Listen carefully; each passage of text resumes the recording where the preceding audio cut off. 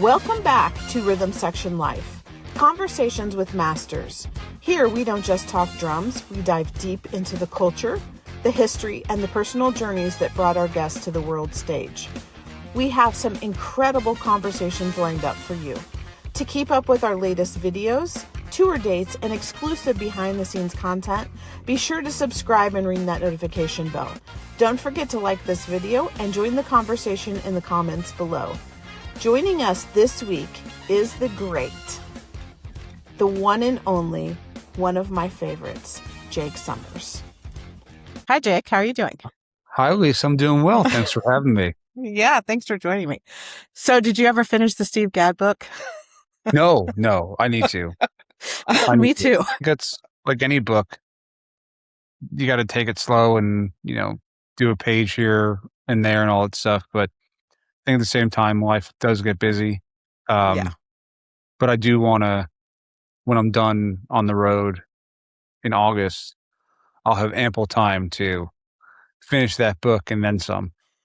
Get back to it. So you started playing drums at 6. Tell me about your first kit and how you got started.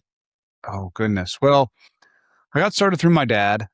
He plays guitar and sings for fun and just always had music in the house going on and, all that stuff, and grew up with everything he listened to, such as the Beatles, Bruce Springsteen, the Rolling Stones, all that. So I had like the little kid guitars and the little kid drums and did that, and then my first drum set as a kid was a company called Max, Maxx. It was piano black with Sabian B8 cymbals, and I played that thing religiously every day after school. I'd like get off the bus, throw my backpack in the house, and then go play the drums for, I don't even know, 3 to 4 hours until my mom had to come get me for like dinner or whatever. And then I took lessons when I was 7 years old. Okay. Started taking lessons. That's a pretty fantastic work ethic for somebody so young.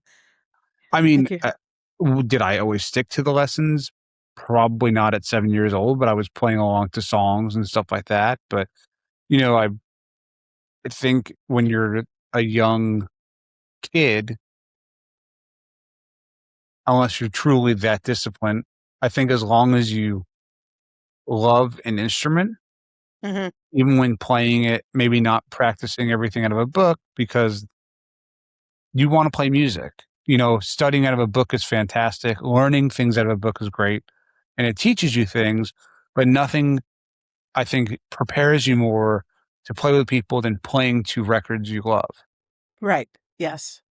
So I think doing both in setting X amount of time per thing is important. So I tried to do that when I was a kid. Obviously, I played along to a lot of records, but also I tried to be diligent with going through books and stuff like that. That's great.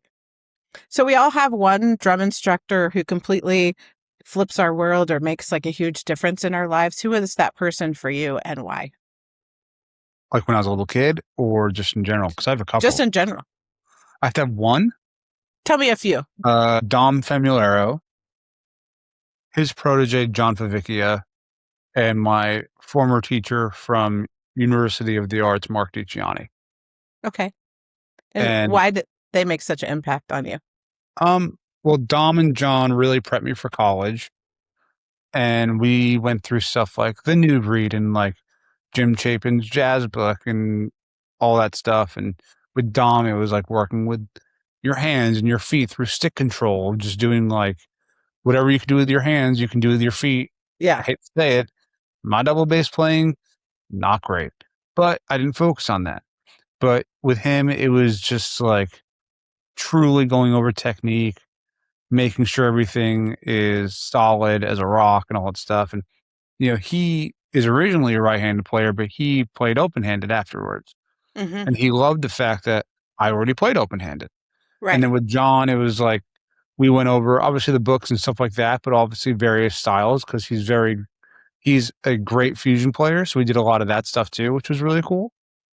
And then with Mark, in college, it was a jazz school. So I didn't really listen to jazz beforehand, but then when I got to college, I, dove into it, and he helped me a lot with, jazz, Latin, Afro-Cuban stuff, playing with brushes and all that, and just things I didn't really focus on prior to, but he really, he really schooled me, and I soaked everything up like a sponge. I think, not to kind of get off topic, but I know like there's plenty of people who say like, oh, like, you don't need to go to school for music. Like you can just learn from people online. But I think going to school for music and learning from teachers who are professionals in their Yes. own right, and, soak everything up like a sponge, practice as much as you can, everything cause it's good to have in your back pocket. And then really when you figure out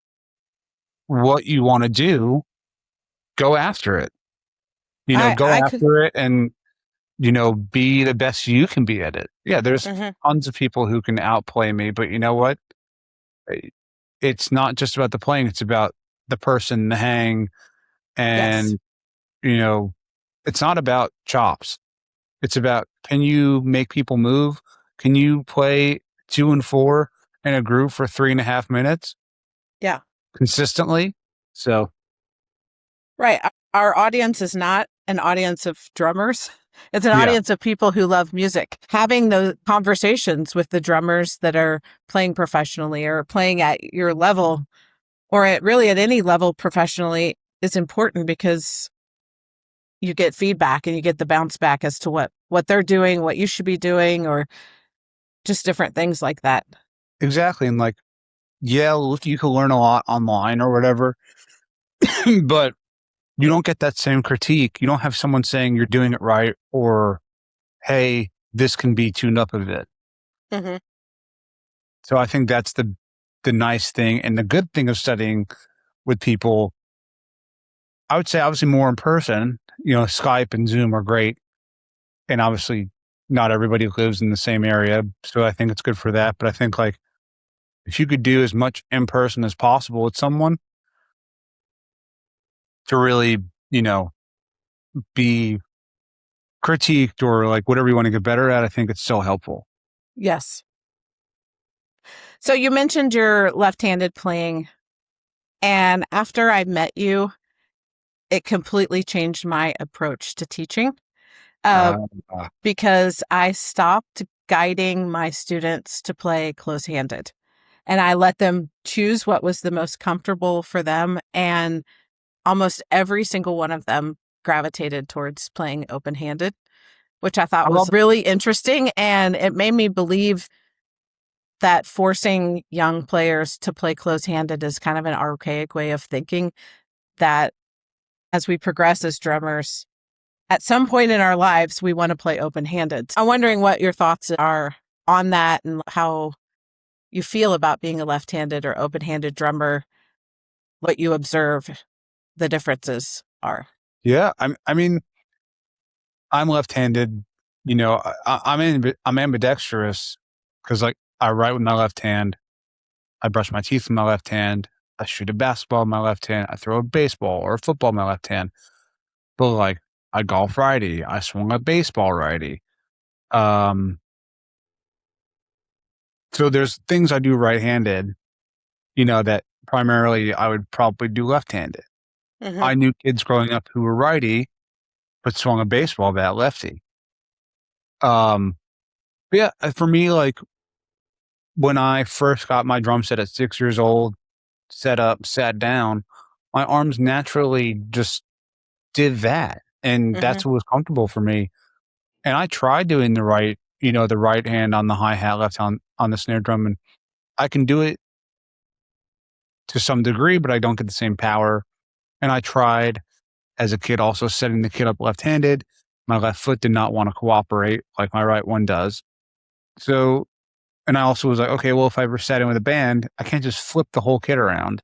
Yeah. So I have to do what I have to do." And when I was talking with Mark about this years ago, he's like, "Yeah, when most people sit at a drum set, yeah, your arms are gonna naturally, how do they drop? They drop like this. They don't drop like this." Hmm.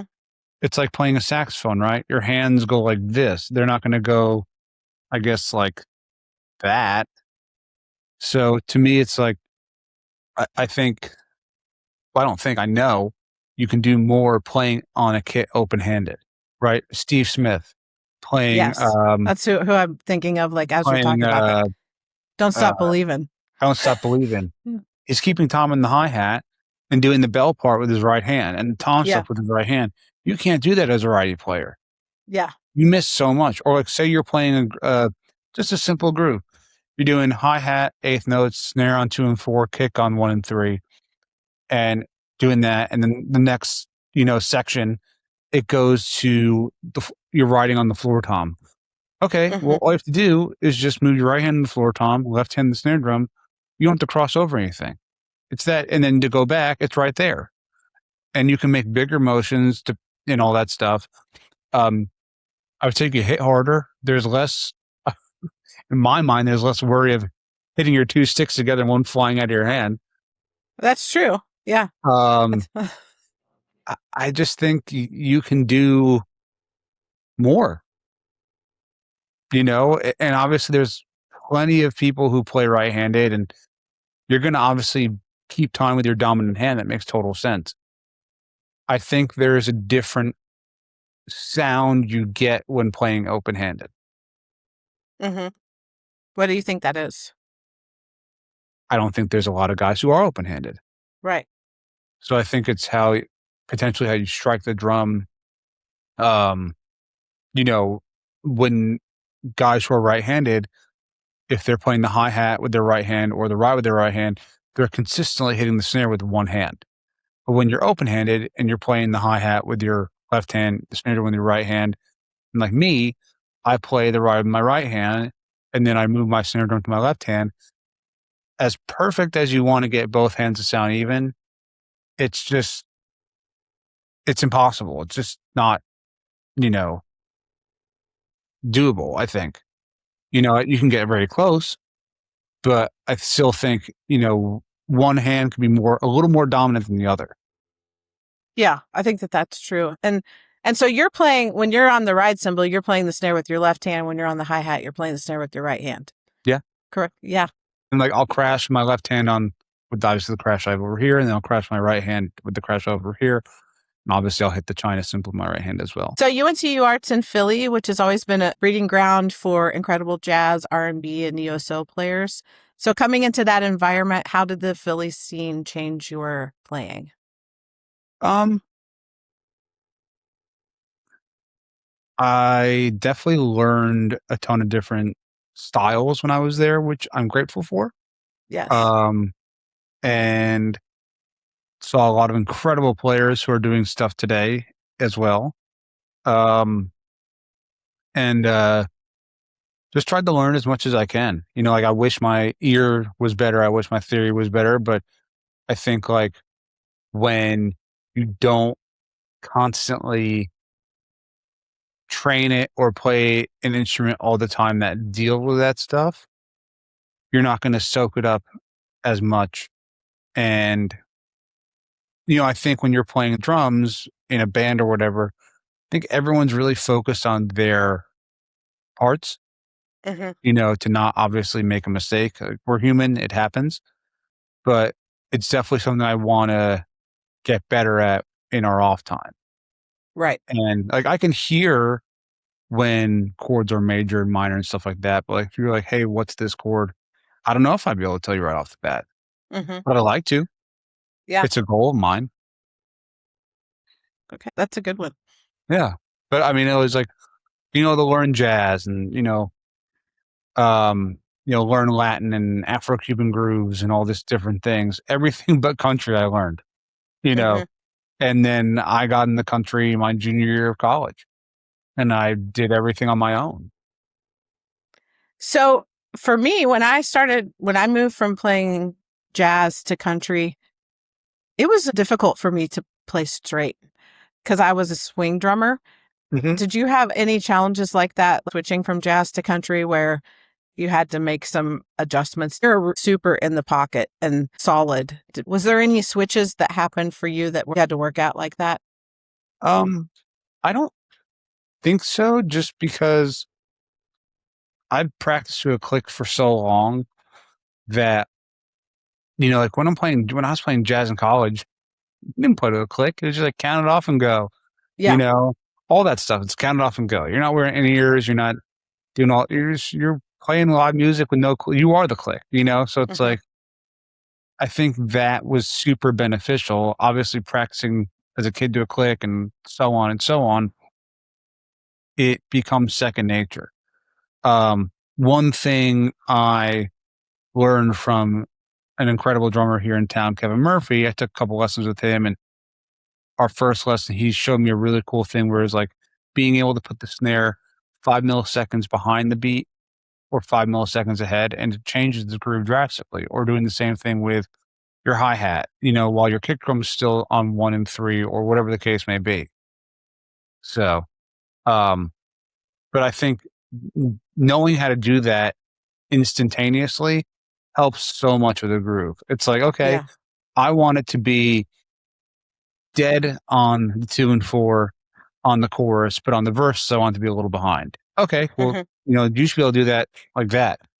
So, and I think that's super, super helpful. And yeah, no, I just think the more you play to a click and the more you play to a certain genre or genres, while you're playing, it's like try to figure out, okay, is the snare a little behind? Is the snare on it? Is the snare ahead? Who's known for putting, the snare ahead? Who's known for placing the groove behind or whatever the case may be? Yeah. I think being able to do any of those at any given time is super important. Do you think Yeah. if you could put the snare drum a couple seconds behind the click, it makes the groove sound, it makes your pocket huge, I think. Mhm. Obviously, it's like, don't space it out so far to where you're like, okay, it doesn't feel good anymore. But like, no, it's like just a smidge behind the click, I think makes it feel great. Yeah, that's interesting. So if you weren't playing country, what style would you be playing, you think? Probably rock. I grew up on it. Like, I Okay. would say like Foo Fighters or Pearl Jam or, Yeah. I mean, if there was, um, God, who else? I saw Shinedown recently. That was cool. That'd be fun. Yeah. That stuff is awesome. So back at UArts, your practice routine was likely like hyper focused on technical boundaries and independence. Now that your job is about consistency and carrying a massive show, how has your definition of practicing changed? I think you just addressed some of it, but has it Um, changed in any other ways? you know, it's funny. Before we hopped on here, I was practicing. Like I told you, I'm going on a family trip Friday night, Hmm. and then Yeah. we get back um, at like midnight. I want to say, a couple days before. And then I'm home for like 3 days, and I fly to Sweden for our European and UK tour. So I'm like, okay, well, I might be like super tired when I get home. So I'm proactively playing through our last show. So uh, when, um, when I do get home from this trip, I'm already on top of it. And then when we go overseas, if I am dead tired, I'm on top of it. Hmm. So I was already practicing, even though I know the show like the back of my hand. If you don't play something for a couple weeks, not you don't lose it, but it's like, okay, like it's good to just go over again. So that's Yeah. what I was practicing. And then sometimes I'll just sit down and I'll just play. I'll see what just comes out and all that stuff. I did that yesterday a little bit and the day before. And, um, I do want to get more into a better practice routine when I'm off the road, even Hmm. if it's like a warm up, whatever the case may be. And then get into like, okay, like I want to go through this book. Like I got buddies who came out with books who send me books, and it's like, I want to go over them. I feel bad that I haven't gone through them, Right. but I know I need to. Yes. Sometimes we get tired from being on tour and need to rest a little bit, but it's good to have a strict practice routine. Oh, totally. I think So, it's fantastic. I think it's important. It's yeah. like I always try and want to get better. Um, I think the chops and stuff are cool. but I know they're not useful for my gig. So I want to learn them more, and they're good to have in my back pocket, but am I going to apply them to the gig I'm on? No, I would get fired. So speaking of the gig you're on, you moved to Nashville in 2013, I believe, and you started hitting up Broadway gigs, and you found yourself sitting in with a singer-songwriter named Luke Combs. So can you talk about that journey? Because I believe you're like the longest musician in that band, correct? I am. One of them. I did not meet him on Broadway. Okay. So I met him in November 2014. He was doing a writer's round. I didn't know anyone there. And I just, I took a couple lessons with Jim. And I was leaving a group and said, hey, I want to play with someone more my own age, which I do. He said, go to writer's round. So I went to one. Obviously everything has a little timing and luck. And it was so crowded, I just watched from the back of the stage. One person played, another person played. I didn't know anyone there. So I really liked the person that played last. So I went up and talked to him. I said, hey man, I really enjoyed your song and I loved your voice. He said, thanks. What do you do? And I said, I play drums. I went to college for it, yada, yada. And he said, I need a drummer for a gig next week. Do you want to play? I said, yeah, I'd love to. And he sent me his material. I did my homework practicing from 9 a.m. to 9 p.m. And, I was the first one to the rehearsal 30 minutes early with all my gear because obviously I did not have a tech back then. And I brought my music stand and my charts just to glance over if need be, and crushed the rehearsal. And then we did the gig a couple of days later. And I was the only one without a wedge because they didn't have enough. So I really did use my ears. And I brought my charts, I put them on the ground, and I just glanced over them here and there before each song. And I didn't use them because I did my homework. And then he and I hung out once a week, almost every week, aside from the holidays. And then January, I didn't hear anything. I was just kind of still doing my thing. I didn't know what was going to happen. And then beginning of February, I got a call from him. And he said, hey, I want you to be my guy full time. Do you want to do this? And I said, yeah, I'd love to. And here we are going on 12 years later. That's fantastic. Yeah. And I know from talking to you, it's like a family. It is. It really is. I mean, obviously, families, interchange here and there, but, what we have is truly fantastic. And, I can, if need be, call anybody in the camp if I needed something. And, I just had breakfast with one of our guys today, and he plays drums, and I gave him a snare drum that I just don't use anymore, and he was super appreciative. So. Well, and a conversation that I was having with my bandmates over the weekend about your crew is I think that it's viewed that the techs and all of the crew are equally as valuable as the band. And so 100%. I think that it's super important to Luke, and I'm guessing everyone, that those people are treated with respect and treated correctly, and not like the help, like a part of that's all like one team. No, there should never be. Obviously, he's the boss, right? Yeah. But it's like, even the truck drivers, I'm friendly with, I would say all of them if I know their names and stuff like that. But I say, even if I don't know their names, I'll say hi to them. Without them, our gear wouldn't get there. Right. Without our techs, and everybody else setting up the stage, we wouldn't have a show. So, and everybody is truly wonderful people. It's truly an incredible, incredible group of people that we get to surround ourselves with on the road. And, I mean, my techs, can I curse? Yeah. He's fucking awesome. Joe Miller is the shit. And he sets up my drums, breaks them down. He cleans the hardware. He polishes the cymbals that need to be polished. He obviously tunes everything. And, he's awesome. And we always have a great time. We bust each other's balls here and there. And, he's just a good dude. That's fantastic. And whoever's doing the camera work lately, you're putting out some awesome reels. That's my GoPro. I'm doing the camera work. Well, you're awesome. Aside from that one I posted that does a 360 spin, that was our guy doing video. But aside from that, all the other reels I've posted is from myself. Yeah. GoPro Max. And then you edit the crap out of it yourself. Okay.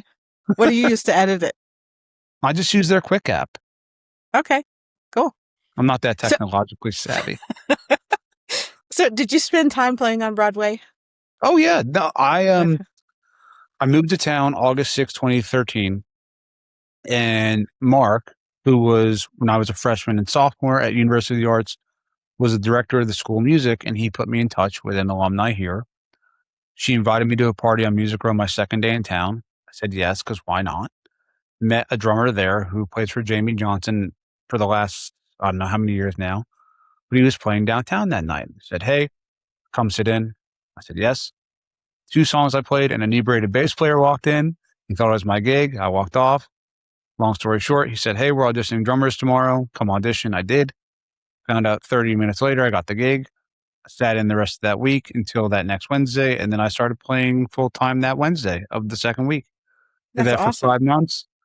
And through a guy that I met when I first visited Nashville, who worked at a clothing store that's no longer around, that was a great store, he got me my first touring gig.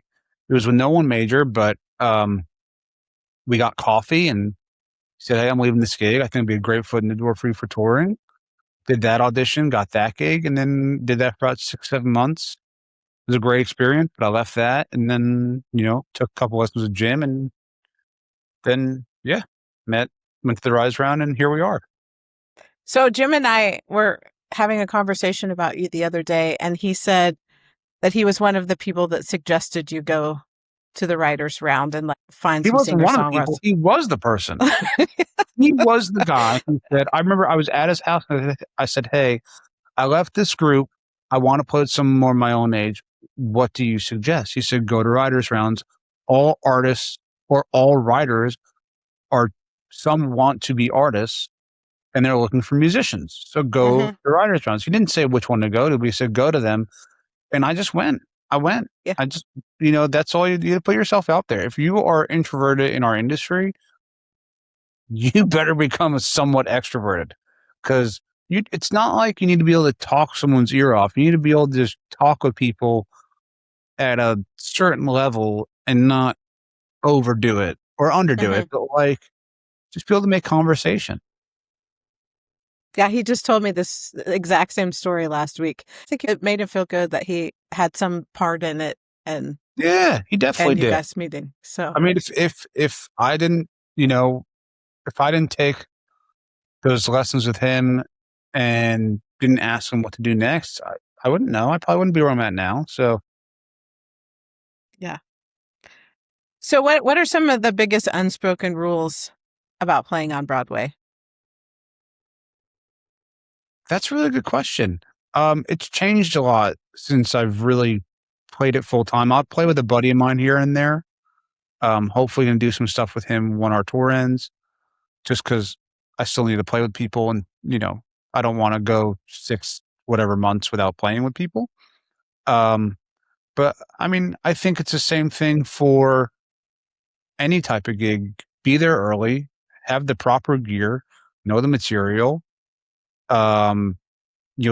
be professional. Don't drink before a gig. Don't get hammered. Don't get hammered after a gig. If you have especially at Broadway, if you have 2 gigs in a row, or if you have a break in between gigs, don't go and do something you shouldn't. You don't go drink at a bar to kill time or whatever. Do whatever you have to do and then go back to your next gig. But I just think being early to a gig is so important because it shows that, especially for the drummer, they have drum sets down there, but you still have to set your stuff up. I don't know what at a lot of these bars drummers have to bring nowadays. Like I always ask my buddy, hey, what do I have to bring? Because sometimes you have to bring a throne. You have to bring obviously your own snare drum, your own cymbals, your own sticks, your own monitor rig, your own pedal. I mean, it's a lot of shit to carry. Yeah. I mean, I feel like when I have my cymbals on my back, my Save Me bag, I feel like a Ninja Turtle. Right. Yeah. I have a slot that holds my sticks, my little, I think, Behringer monitor thing. And, thankfully a lot of it's covered. So I could just throw sticks and hold a snare drum on my arm if it's in a soft case and all that stuff. But, it's a lot. It's Hmm. fun, but it's a lot. But, it's good to be able to play a multitude of different songs in one night. And it's also where you can be creative to some degree. So that's what I also like about it. But yeah, I would say just Broadway or any gig, be early, have the right gear. Especially like if you have to travel in a van somewhere, be early. Be 30 minutes early before you leave to pack your stuff up and get on the road. If you can get on the road on earlier than you need to, great. To That's good shave some time advice. off. Yeah. Know the material. Um, don't overplay. Just play the song.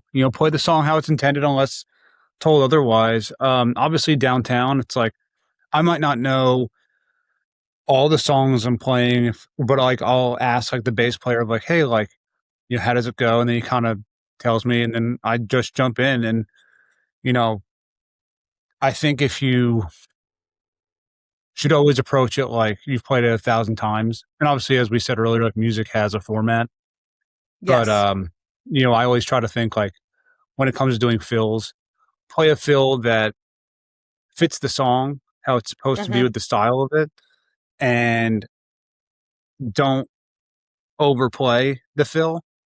Um, and obviously fills are really only meant for transition periods. Like it could be like the top of the song, counting people in, or going from the intro to the verse, or the verse to the chorus, or the verse to the pre-chorus, and stuff like that. So it's not like just fill everywhere. The groove is the Right. most important thing. Yeah. So speaking of the groove, you and Matt have been anchoring the rhythm section for ages, and you two are great friends and host clinics together. So tell me about the unspoken language that you two share. Yeah, I mean, we just kind of hit it off even before he got the gig. Like we met at a coffee shop and talked music and talked life, and it was like two peas in a pod. Yeah, Grew up listening to the same stuff and all that, and it was really cool. And finding out he got the gig, and playing together was kind of like we've done it for years beforehand when we never have, and it just felt easy. that's great. And then he was, I think, we were somewhere on the road, and I was doing a clinic, and he approached me and said, "Hey, like, um, I do clinics as well. Would you be down to do them together?" And a light bulb went off in my head, and I was like, "Yeah, like no one does rhythm section clinics." That's And true. That's we a got great together. idea. We got together, and it's like we could bounce, you know, topics off each other, obviously, like, and then we kind of put together a format, obviously, of like, okay, what do people need to know within our industry that they are not told? Even in, Hmm. private lessons, or obviously in band and school and stuff like that. What do people not know? People only see the, okay, you're at the top, or like you're playing for a big artist. Well, how did you get there? What's Hmm. your story? What do you have to do to get from point A to point B to point C, wherever the case may be? So it's like we obviously talk about how to network, how to get a gig, how to keep a gig, the importance of playing to a click, Hmm. um, how to stay healthy on the road, mentally and physically. Treat people how you want to be treated. It doesn't matter if it's people within your group or other acts on the show, or even the people working the door. Just treat people the right way. Yeah. Um, and what else do we talk about? We obviously play It. tunes and stuff like that, but we try to give insight of the importance that people don't know. Hmm. So like you see, oh well, how'd that person get that gig? Like, people could always obviously think like, oh well, I'm a better player than them. Well, okay, you might be, but like, are you in the right city? Are you doing the right things to get to the next level? If that's what you want to do, if you want to be an Instagram or TikTok drummer, cool, go for it. Right. That's your bag. That's awesome. Cool. Can you make a living? Can you sustain a living doing that? If you can, wonderful. If you can't, Okay. Can you, once again, it's all about, can you play 3 minutes and 30 seconds of a song how it's supposed to be and intended to be played without making it the whoever show on whatever Right. instrument? Yes. So, Making it comprehensible to the music lovers and not all the drummers in the room. yeah, it's not about you. It's about playing the song and, doing your job. Yes. And really, you and Matt are like two of the kindest people you could meet. Just super Thanks, laid Rob. back dudes that are really nice and goofy and just confident but egoless, I don't give a crap who you are in any industry. You should never have an ego. Everyone starts from the bottom at some place or some point. Yeah, you get to the top. I don't care if you're making X amount of dollars or whatever the case may be. Just don't have an ego. Like, you Right. can be one of the fastest players per instrument, whatever. That's cool and all. Great. Awesome. But do you have a steady gig? Mhm. Like, do whatever the case may be, it's like, just don't have an ego. Like, yeah, you could be the most technically proficient person, but if you have a crap ego or a crap attitude, no one's going to want to play with you Right. or Yes, be around you. exactly. Much that case. Yeah. So I think, I don't think anyone should have an ego. It's like, we're all in it because we love music or we love whatever the art you want to pursue is. Actor, director, uh, poet. Maybe not poet, but So you went from playing club gigs to sold out stadium shows. How does one adjust to that? well, I think just as the rooms gradually increase, you learn how to adjust to them and all that stuff. It's like we started off at tin roofs, right? I don't even remember if there might have been microphones on the drums, but regardless, you have to look and be like, okay, everyone is in such close proximity. I'm not going to hit the daylights out of everything. I'm going to play the room. I might play with just like using my wrists. Um, and you could still make big motions and be entertaining that way and not blow Mm. everyone's ears off, especially back then when we were not on in-ear monitors and stuff like that.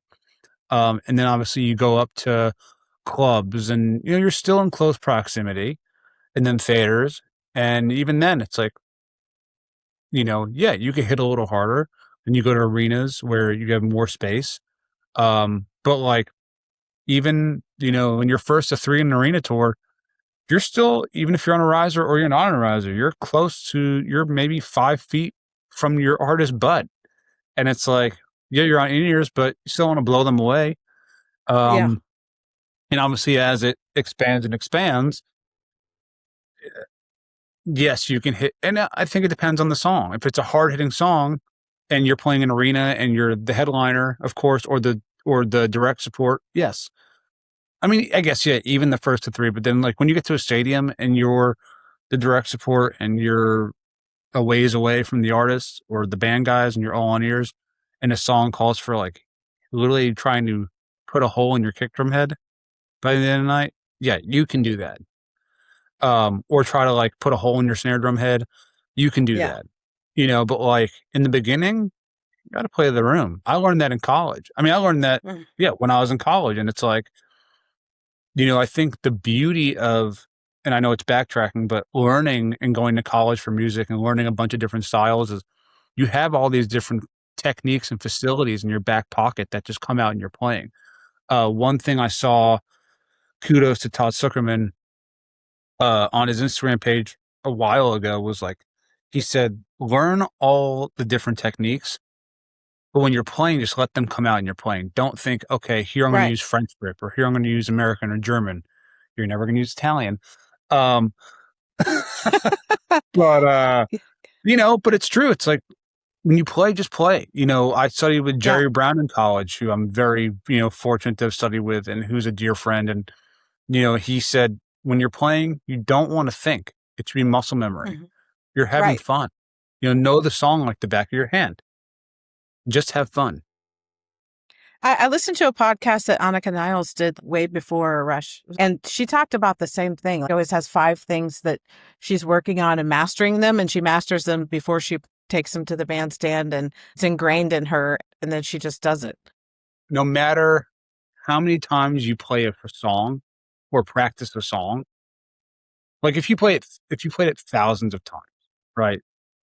You're going to be pretty much on autopilot, but you still have to have your head in the game. You can't be looking Yes. around like, oh, they look like they're having a good time, or I wonder what my pep is thinking, or something like that. It's like, you still have to have your head in the game, yet, and obviously still know where you're at in the song, but like it's still somewhat autopilot.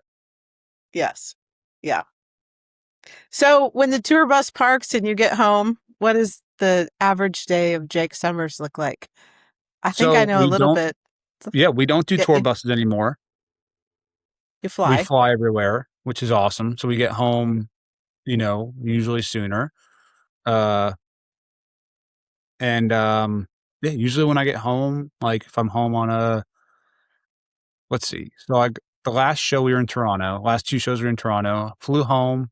It was the last day of CMA Fest. My fiance works for CMA, and I unpacked my stuff. I cleaned up real quick, took the dogs out, called an Uber, went downtown to see all her hard work, and then we checked her out of the hotel that she was staying at. And then I took her to the stadium to drive her car back because she gets a parking pass. And then I brought the dogs to the park. I bathed our Great Dane because she was smelly after the fact. And then a buddy of mine came over. We went and got pizza down the street, came back, took the dogs out, drove my car down to the stadium, and we went to see the stadium show and hung out, and obviously was with her the whole time. And then when she wanted to leave, we left. And that was my day. But typically when I'm home, I always pre-prep coffee the night before. I'm always awake at 7 a.m. Just my body's just, that's what it does. I take care of the dogs in the morning, and pretty much all day because she has a, real job, as we call it. But I'll go to the gym. I'll take them to the dog park, practice like I did today, try to get stuff done around the house that needs to be, done, or run errands. Like had to go to the grocery store today, pick up a couple things, but yeah, it's pretty much it. Normal stuff. I'll read. Yeah. Normal stuff. I read. I've been, I hate to say it, engrossed a little bit more each day on TikTok, not like too deep, but like I'm from New York, massive Knicks fan. Obviously they just won the championship. So I'm still like on cloud 9, even though I obviously don't play for the team, not even close to it, but I'm just a massive Knicks fan. So I'm trying to see all the footage I can from like, if they do interviews, or like, I know they did the parade today, but I haven't seen anything footage from that, but just, been really engrossed in that. Like when all those games were going on, I watched every single game, every single playoff game. And she watched with me, which was awesome. And like when I was in Canada, I watched a couple games, and she couldn't get the channel in their hotel room, but one of her friends was live streaming the TikTok of it. So she was like watching while working. And yeah, like I was just so happy with that because the last time, I know it's super off topic, but the last time they were in the finals, I was 9 years old. And then like, obviously the last time they won a championship was in 1973. I obviously was not thought of. But, I remember like being a kid in the 90s and like seeing all that happen and not winning and all the things I've read about them. Like, it just comes back to me like, yeah, remember that time, the terrible drought they went on. And so it's just exciting, That's cool to be a part of it. Yeah. Watch it. And you collect shoes. I do. I have a shoe guy, which is awesome. Yes. I have a shoe guy, and I'm an ambassador for an amazing clothing company called Built by Basics. That's awesome. So when you did the Drumeo challenge, yes, They threw Gojira's Stranded at you completely cold. And so, as a player known for your pristine pocket and serving the song, what on earth went through your brain when you were forced to decode that tune on the spot? Yeah. So And it that got want to know over how 2 million views. do you want to know how that segment actually works? Sure.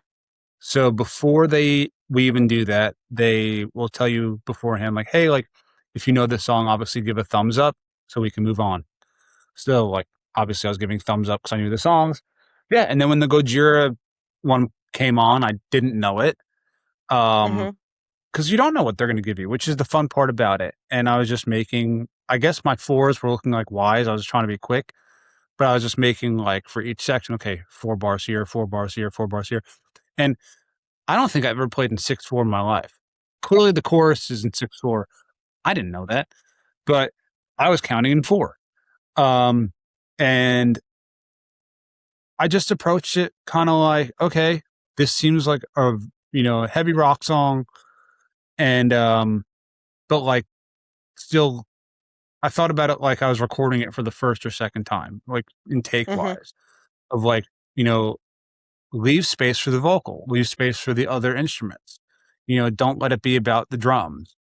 And that's how I approached it. The bell in the beginning that I tried to do a nod of corn, and that's kind of where I took that from. Cause like, oh, this kind of sounds like this portion of the beginning of the song can have that in there. And that's why I did that. Okay. I've never heard the song. I've never heard the drum part, obviously.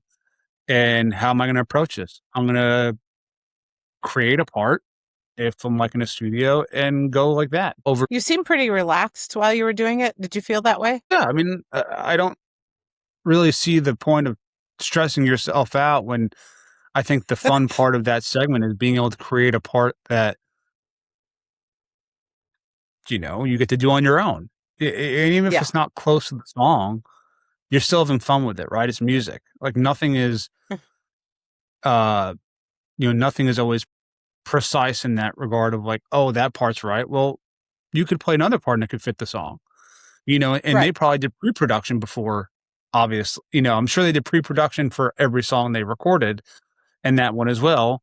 So it's like, of course he's gonna, think of a part and all that stuff. I'm sure he's not gonna go in cold and be like, okay, I'm gonna play this. It's like they probably Yeah. very much thought out parts for every section. Hmm. Whereas like when you're on the spot, you don't get that opportunity. It's like, okay, Yeah. fly by the seat of your pants and just go for it. And that's what I did. That's I awesome. think having the roadmap really helps. And I think on the second take, I didn't really look at it. Just kind of was like, okay, like I get the form of the song. I'm just gonna play. Hmm. And There's whatever some cool comes out, fills and comes stuff out. in there. I wish I did Yeah. I wish I was able to do a third take, but clearly they were happy with the second one. Yeah. So essentially, you've checked off every bucket list moment a musician can dream of. You've been Country Drummer of the Year nominations from both Drumeo and Modern Drummer, played Saturday Night Live, Madison Square Garden, the Grammys, and major stadiums. When you look back on these massive accomplishments, is there a specific moment where you were like, I'm killing it? Um, I think there's always a pinch yourself moment. There are I said as I told you before we started recording, there's two venues that are still on my bucket list, and one I get to play 3 times this year, which is really cool. The other Okay. I have not played yet, and I'd love to in some way, even though I don't know if it'll ever happen, but maybe it will. But I mean, like for me, like playing Madison Square Garden, even in 2018, we were direct support for Aldine doing one night. That was a pinch yourself moment. It's like okay, like, and then headlining it 2 nights in a row, doing 360 in the round in 2021. I mean, that's a real, you're the headliner, pinching yourself moment. My family came to both nights and all that stuff. And it was just, that was a true surreal moment because I went early with, you know, Luke and his assistant. And, we were like, we went there early and I was like, I remember sitting here for a Nick game or here for a Nick game. And like, just a lot of emotion coming back, because I used to go there as a Hmm. kid. And then, yeah, doing the Grammys was incredible. Same with SNL. It's like I watched that show growing up. you know, Yeah, me and too. it's like seeing that studio space in person, being there, being the performer, is once in a lifetime. I don't know Right. many people who get to do it, so it's really a true accomplishment. Um, and yeah, the Grammys were incredible. Um, that was a trip. That was definitely nerve wracking, being in front of like people like Jay Z and Taylor Swift and Dave Grohl and you know Questlove and stuff like that. Like I remember I was in an elevator with Questlove, and my old tech was like, "Don't say anything." I was like, "Oh, but I really want to," you know. I didn't. I did not say anything, but yeah. And then like obviously the cool thing I think with our industry and playing stadiums and stuff, athletes come out and whatever, not Yeah. whatever, but athletes come out, and I met a lot of really cool athletes. Like I met Patrick Mahomes when we were in Kansas City. I Right. was Yeah, I walking remember to that. my tech, and the first encore song was "Better Together," and I'm just aimlessly walking my tech's way, and a hand stuck out, and I'm like, I just naturally stick my hand out, and I'm like, "Holy shit, that's Patrick Mahomes," and like he goes, "Hey, man, I'm Patrick." And I'm like, "Hey, man, I'm, Jake." And this is my wife, Brittany. I'm like, "Oh, nice to meet you guys," Yeah. blah, blah. And, you know, so that was really cool. I met like Ezekiel Elliott. I met, George Kittle a couple of times. I met, Jimmy Butler and, a lot of athletes, which is really neat. And, some I've become buddies with, which is cool. That's yeah, that's awesome. Because I think like for them, it's like, they get to like, oh, like to be, meet so and so or the musicians for so and so act or whatever. And I think it's cool how music and sports go hand in hand. Yeah. Um, so the two bucket list venues that I still need to check off. One, I am at the end of our tour. We're doing 3 sold out nights at Wembley Stadium, which is incredible. Okay. And then the other one is Radio City Music Hall, which we skipped over back in the day. Would love to do that at some point down the, maybe later down the road. But there's another one that's I wouldn't say my bucket list, but it's one we're doing, which is supposed to be beautiful and really cool, called Slane Castle. We're doing 2 nights in a row, and Mhm. I don't know if there's an act that's done 2 nights before. And it's just supposed to be absolutely magnificent, so I'm very excited for that too. The Wembley That's Stadium is, awesome. like, the last major one to be checked off. Yeah. Well, congratulations. Thank you. That's pretty So finally, what are some of your current goals as a drummer? Just try to keep getting better, Yeah. practice more efficiently, go through my friends' books. Um, and also I wanna teach more in my time off and hopefully do, sessions from home, so that means, like, okay, I need to post more of just me playing in my studio, even if it's like a 40-second clip of people just hearing what the room sounds like, and then, doing another clip of what it sounds like with, mics on it, and stuff like Mhm. that to get myself out there more. And, you know, those are 2 things I wanna do more with my time off. And it's not always So easy. if people want to contact you for lessons, how can Yep. they do that? You That's can how find I my email. You can contact me through my website. It's just jakesummersdrums.com. okay. Um, and you can find me there. And then you can go to my Instagram, which is Jake Summers 7, and you could Okay. DM me there. My website's probably easiest because it goes straight to my email, and I also lesson packages on my website. And I think the misconception probably is that you're too busy to give lessons, but my experience is that you're not, that you have time to give lessons. I have plenty of time during the week, usually Monday through Wednesdays, to give lessons. But, once our tour is done, I'm free Monday through Friday to give lessons. So feel free to contact me, and, you know, I'd be more than happy to help with whatever people want to learn. Like I just got reached out to this morning. I had an email. A guy came to our clinic in Green Bay and he wants to learn more about charting. So I'm waiting for him to get back to me about doing a lesson just about charting, about how I chart and do that. And I think that's really important too for a drummer to know how to do, instead of just, Yes. say you can't memorize a whole set of, if you need to play it just like the songs of at least if you have the roadmap and what you need to play, you can glance over and look at it instead of being like, well, how does that fill go again? It's right there. Right. Yes. And I think that there's something about listening to a song and writing it out that helps ingrain it into your brain 100%. 100%. So thank you so much for joining me today. Of course. Thank you for having me. This was so much fun. So I agree. It was great to catch up too. Yeah.